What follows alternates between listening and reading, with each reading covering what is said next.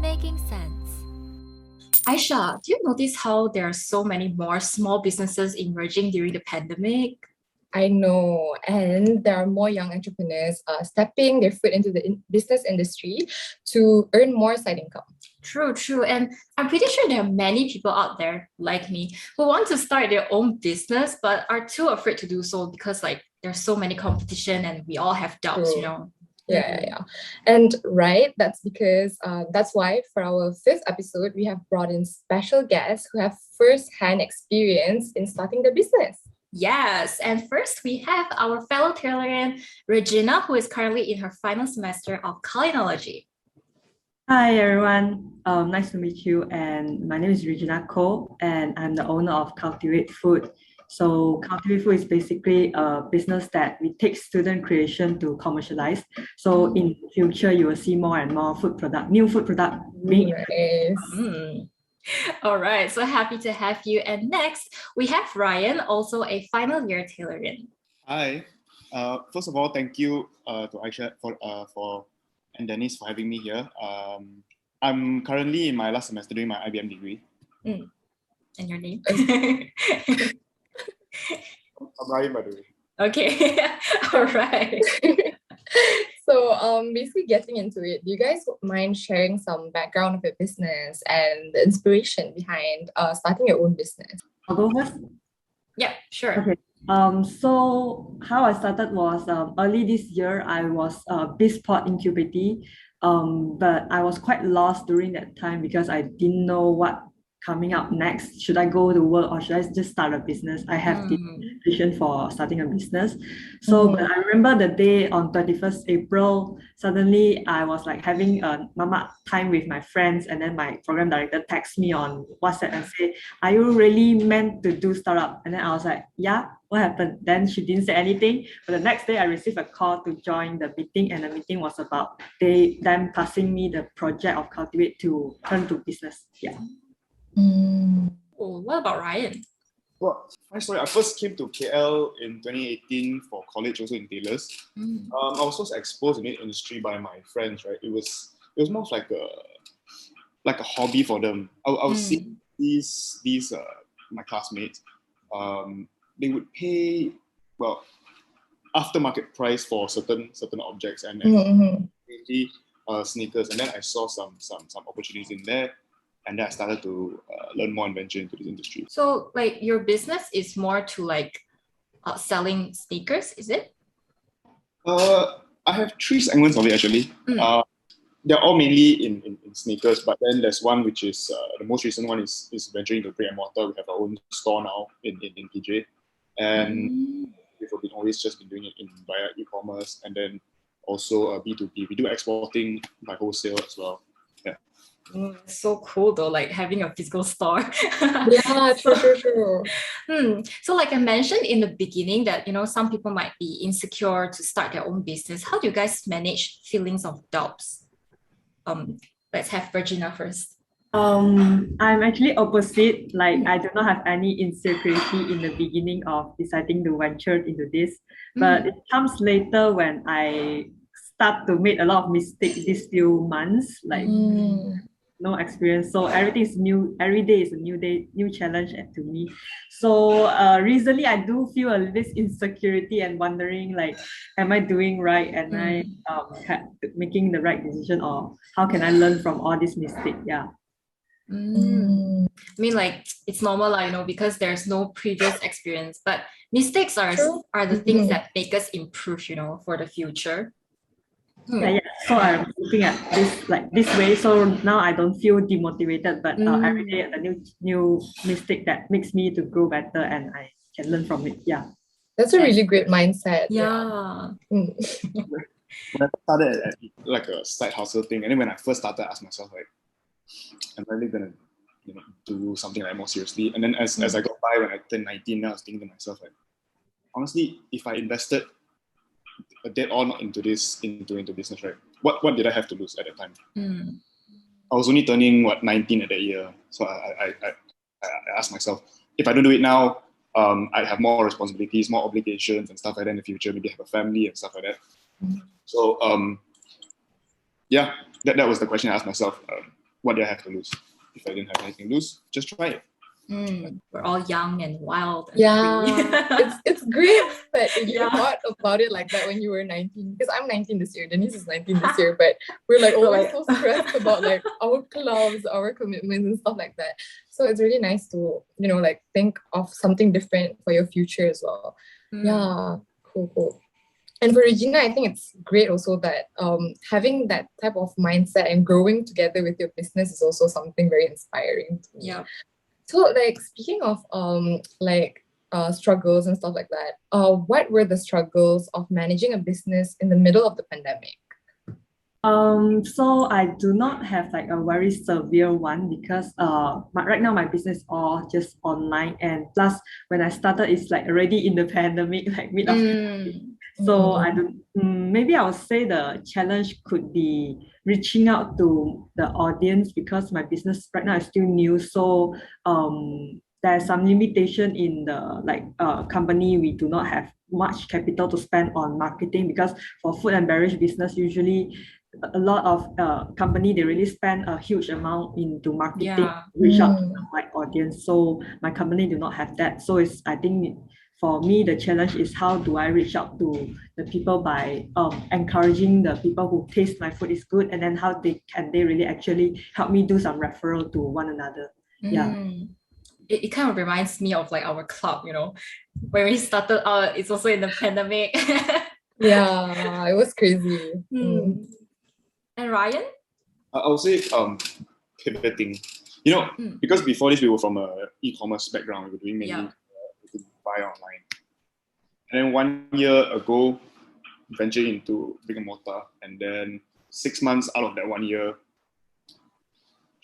everything was closed. So there was some setbacks there, but it wasn't really major setbacks, just more towards financial setbacks. But apart from that, we did pivot back into focusing back online, so that was okay because it was just jumping back and forth stage. And then another problem that I think we faced was logistics.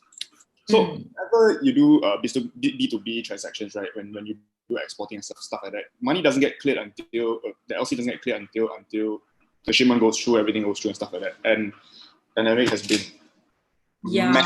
mad. The logistics company would take on the normal a week to export to say Hong Kong or US or whatever. It'll take like 3 weeks. That's three quarters of a whole month of cash flow.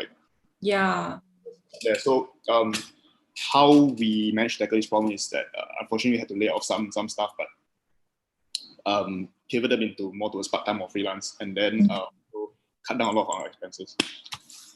Yeah, I think you also have to be ready for like this kind of crisis in terms of like financial and stuff. So I think if you guys being able to overcome this problem, is like it means that you are actually stable and you know how to handle this kind of crisis, which is like a really important thing when you want to have a startup.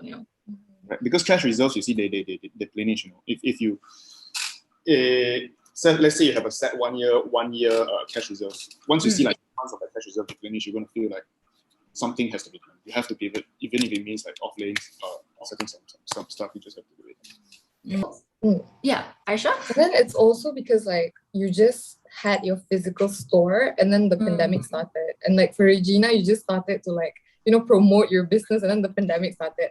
I think a lot of businesses were like sort of put aback by the pandemic somewhat. So yeah.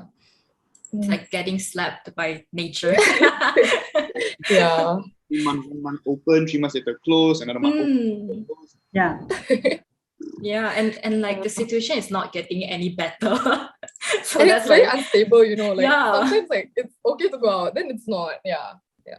Yeah. So knowing what you know now, is there anything you have done differently when you were first starting out? Like I think Regina, you started during the pandemic, but it has been quite some time now. So is there anything like you want to share?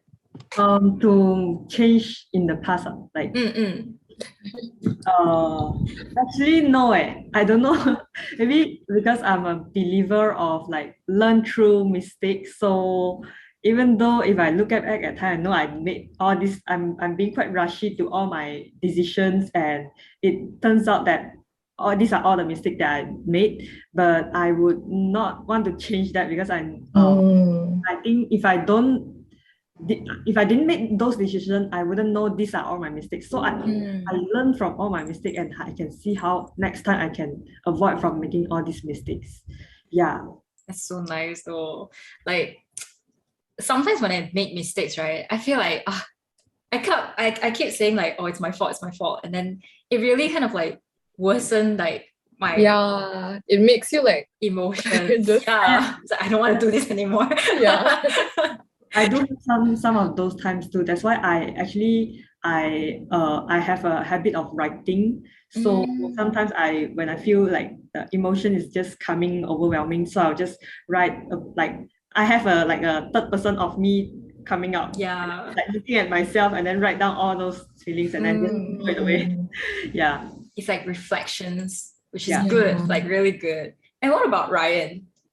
For me, I think that because I started getting more serious in business like some 3 years ago, I actually wish I spent more time with my family and friends. Yeah, because most of my friends are, I mean, contrary to the belief, like most of our friends that when we were 19, when I was 19, were probably having fun, partying and stuff like that. Yeah. You know, playing and stuff like that.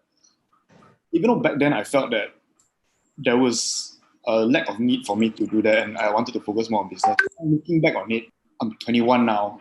When I was 18, 19, 20, did I really spend that much time, having fun with my friends and stuff like that? I really forgone that 3 years. And as for family, I'm from Johor. For the past 4 years, I've probably seen my parents like some 6 times only. I think this year once. Last year, I had to go off my comfort zone quite a little bit. But apart from that, I would say spend more time with your family and friends. Yeah. I mean, to think on the bright side, you are starting to, build your business and earning money at 19. Me and Aisha at 19 were just spending money. It's like taking care of your own like baby, you don't really want to like let go of it. It's like it's very precious to you, And because like Ryan, you mentioned like there's a lot of time spent on like nurturing your business and stuff back then. So how did you manage to juggle between your studies and your business and like maintaining a good CGPA as a whole? Because for me, balancing everything that I have is like really, really hard. It's like, I need to score my studies and I need to like give good commitments in like this club and stuff like that. So yeah. Maybe I can give an analogy that I always give to my friend, my peers, or whoever that asks me how I put aside the CGPA. But of course, I mean my CGPA is all right. But put aside that, think of it this way, like instead of studying for the sake of studying a book, right? Maybe you could acquire all of that book. Maybe 70% of that knowledge could be put into your practical use, right? You still need a hands-on on business, and then maybe 70% of that comes from what you studied. Maybe financing, economics. Marketing, management, you name it. But I'm more towards the economic side of things. I'm more of the economics guy. And then think of Mario. You know the characters from Mario. When Mario eats a mushroom, right, or defeats an enemy, he levels up. If he doesn't, he will always be stuck at, let's say, level 10. Think of education as that key, that mushroom that Mario eats to go level 11 and beyond. If I didn't have education to back my fundamentals of economics and stuff like that, it would be a mere, I would say, hustle rather than a business. If I didn't have that economics or finance knowledge, I would probably just run it as a micro business. Yeah. So I think students should think of it this way. If you're into business, you really like it, studying, make full use of study. Don't study just for the sake of studying. Don't just like, I'm going to read this book, I'm past this grade, I got 4.0. I didn't practice my accounting. Most of my friends right now, because in the last year, like let's say in the first year we did finance or accounting stuff like that. Most of them really forgot like how to read statements and stuff like that. If you could, how do I say? If you could make a hybrid of both, that'd be great. Yeah. A balance. It's actually good to like practice your soft skills as well, because it's like practical. That's very important for like going into the workforce and stuff like that in the future. How about Regina? What do you think of this? I actually also a little bit same to Ryan. I don't give a damn to my CGPA. No, just kidding. Of course, I still care lah. But that time I really just put aside of CGPA. I don't look at like the grades, all that. But I treat like learn in every module. I just treat it as a learning process. What can I learn from this module? What can I learn from that module? So because I think eventually CGPA is just like something that you will label on your resume to show for the employers in the future, right? So I think it's like also how people value it lah. So for me, I don't really value much about CGPA, but I value much in the soft skill and the soft skill I can gain in every modules or every activities I join in Taylor's during Taylor's time. Yeah. Because like I feel like society now, we all focus on the grades, the marks, instead of what we actually learn, which is a really bad mindset, right, Aisha? Yeah, that's true. But you know what? Like, I've actually learned more being in like clubs and societies, managing a lot of this stuff.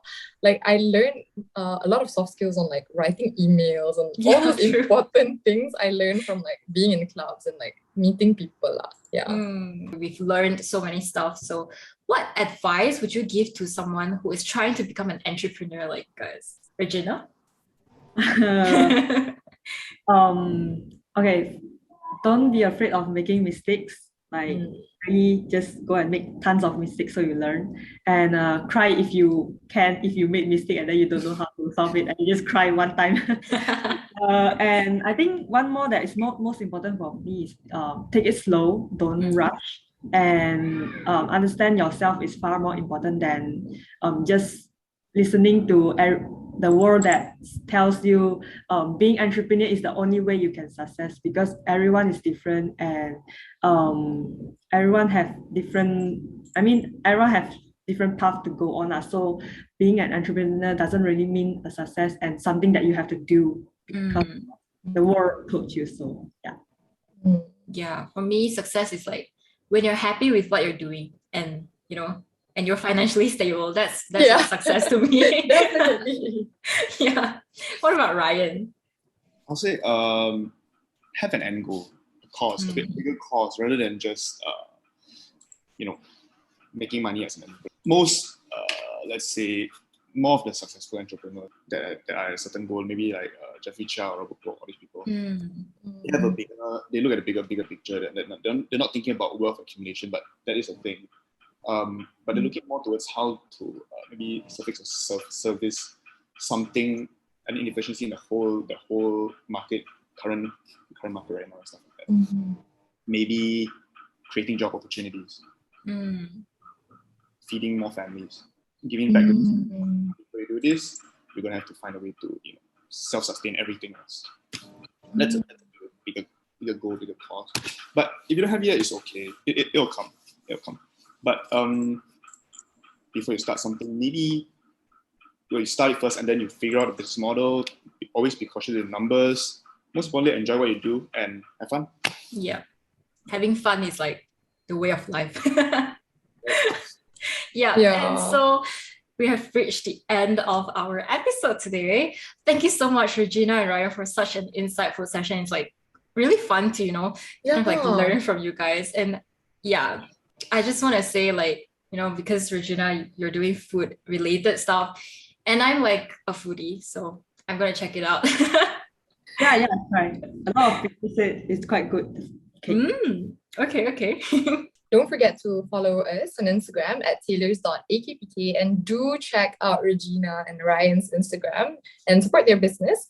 You can follow Regina at cultiv8_food and yuka.store. We'll definitely link all the Instagram in the description box. So yeah, don't forget to check them out. Yes. So signing off, making sense, Denise and Aisha. Bye guys. Bye.